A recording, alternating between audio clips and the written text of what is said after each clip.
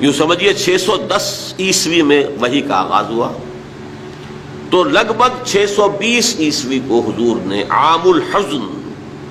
اس لیے کہ اسی سن میں حضرت خدیجہ کا انتقال ہو گیا رضی اللہ تعالی عنہ،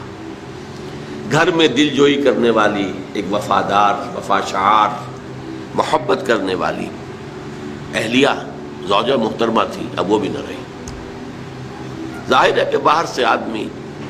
تقدر لے کر آتا ہے، آج کوئی مجنون کہہ رہا ہے، کوئی پاگل کہہ رہا ہے، کوئی شاعر کہہ رہا ہے، کوئی ساحر کہہ رہا ہے، کوئی مسحور کہہ رہا ہے، کوئی کذاب کہہ رہا ہے، نقل کفر کفر نہ باشد، ساحر کذاب الفاظ قرآن مجید میں آئے۔ یہ سب کچھ آپ سن کر گھر پر آتے تھے تو گھر پہ کوئی تسلی دینے والی تھی نہ ایک، لیکن اب وہ بھی نہ رہی۔ تو ایسی بیوی جس نے ساتھ دیا،